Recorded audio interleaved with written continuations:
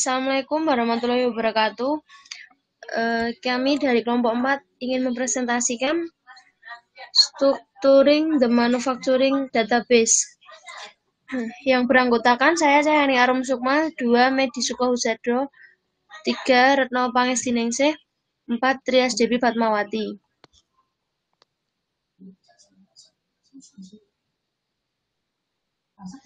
Oke, pengertian dari barang.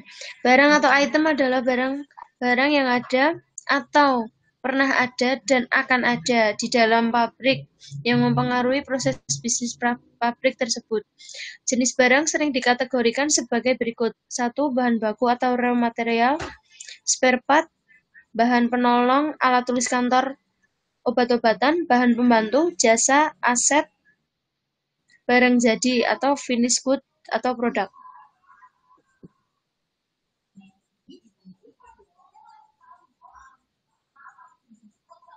Kategori item atau barang. Tipe barang atau item berbeda dengan kategori yaitu 1. Tipe barang yang masuk ada dalam pencatatan stok atau inventory. Kedua, tipe yang masuk dalam daftar barang yang bisa dibeli atau purchasing. 3. Tipe yang masuk dalam fixed asset atau mengalami penyusutan dan tidak langsung hilang setelah digunakan. Yang keempat, tipe item yang bisa dijual atau sales marketing. Yang kelima, tipe yang bisa dimasukkan dalam proses produksi langsung atau production.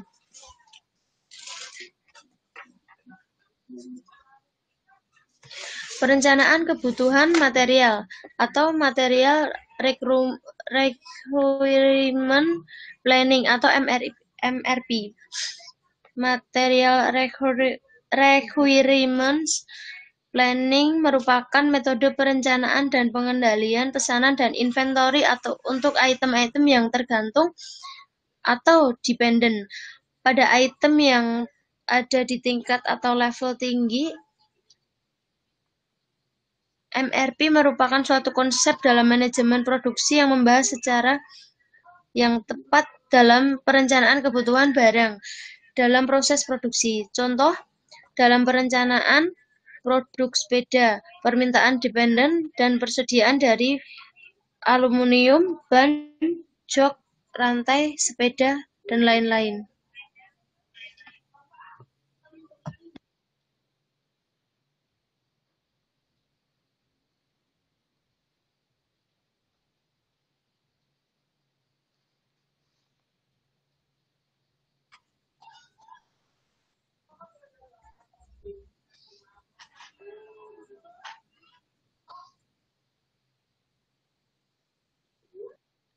Lima sumber informasi utama.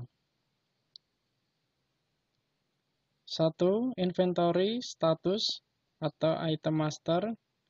Yang kedua, pesanan-pesanan atau order. Yang ketiga, kebutuhan-kebutuhan. Yang keempat, bill of material atau BOM. Yang kelima, master production schedule atau MPS. Keunggulan material requirement planning atau MRP. Yang pertama, memberikan kemampuan untuk menciptakan harga yang lebih kompetitif. Yang kedua, mengurangi harga jual. Yang ketiga, mengurangi persediaan. Yang keempat, layanan yang lebih baik kepada pelanggan. Kemudian, respon yang lebih baik terhadap tuntutan pasar. Kemampuan mengubah schedule master. Yang terakhir, mengurangi biaya setup dan waktu nganggur atau idle time. Master production schedule. Alurnya seperti gambar berikut. Pesanan perusahaan dari pelanggan yang diketahui. Kemudian larinya ke schedule produksi master. Rencana produk agregat. Sama, mengarah kepada schedule produksi master. Yang ketiga, forecast permintaan dari pelanggan random yang menuju schedule produksi master. Kemudian lari ke bawah, ada perubahan desain teknis, kemudian bill of material file menuju material planning atau MRP computer program. Transaksi inventory, kemudian file catatan inventory mengarah kepada material planning atau MRP computer program. Kemudian dibagi menjadi dua. Yang pertama, laporan utama, yaitu schedule pesanan yang direncanakan untuk pengendalian inventory dan produksi. Yang kedua, laporan sekunder.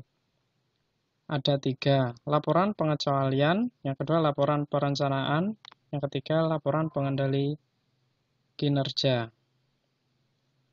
Tujuan dari perencanaan kebutuhan material. Yang pertama, menjamin tersedianya material, item atau komponen pada saat dibutuhkan untuk memenuhi jadwal induk produksi dan menjamin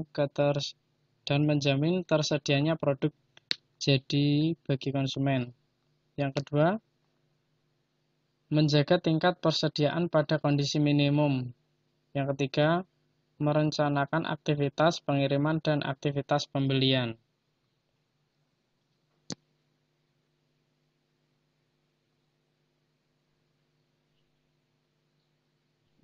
Kemudian dilanjutkan. Berikutnya kita masuk ke struktur 3 atau product history.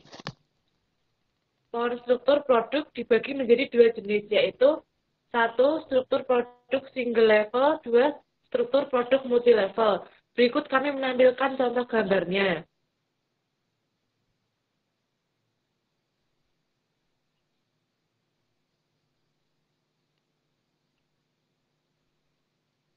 Selanjutnya, asumsi material requirement planning atau MRP. Asumsi yang harus dipenuhi untuk dapat berhasil mengoperasikan MRP antara lain 1. Tersedia data file yang terintegrasi yang berisi data status persediaan dan data tentang struktur produk, yaitu harus teliti, lengkap, dan up to date. Yang kedua, lead time untuk semua item diketahui atau diperkirakan. Yang ketiga, terkendalinya setiap item diketahui atau dapat diperkirakan. Yang keempat, tersedianya semua komponen untuk setiap perakitan pada saat pesanan perakitan tersebut dilakukan. Maksudnya, agar jumlah dan waktu kebutuhan kotor dari perakitan tersebut dapat ditentukan. Yang kelima, pengadaan dan pemakaian terhadap komponen bahan bersifat discrete. Dan terakhir, proses pembuatan suatu sistem bersifat independen, tidak tergantung terhadap proses pembuatan item lainnya.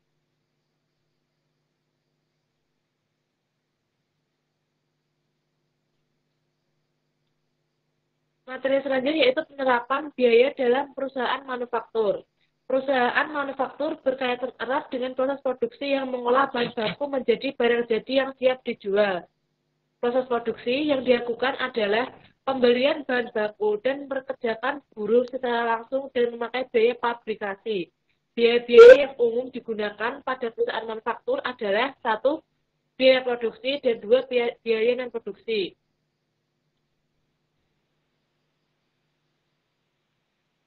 Selanjutnya akan diamati.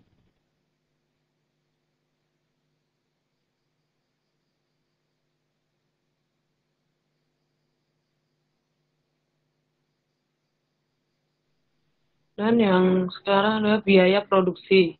Biaya yang mengacu pada proses terjadinya suatu produk yang diproduksi seperti halnya 1. Biaya pemesanan dan pembelian bahan baku. Kedua, biaya karyawan bagian produksi. Ketiga, biaya listrik yang digunakan untuk mengoperasikan peralatan pabrik. Kelima, biaya bahan. Dan itu biaya pegawai pabrik atau selain tenaga kerja.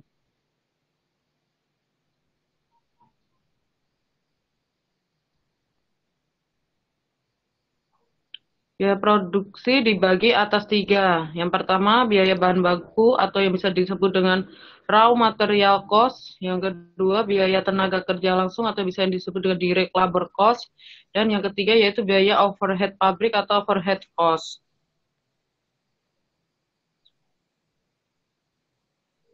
Biaya non-produksi atau biaya administrasi. Biaya yang meliputi kegiatan yang berhubungan pemasaran, administrasi, dan umum, dan beban bunga. Dibedakan menjadi tiga, yaitu biaya pemasaran, biaya administrasi dan umum, dan biaya finansial.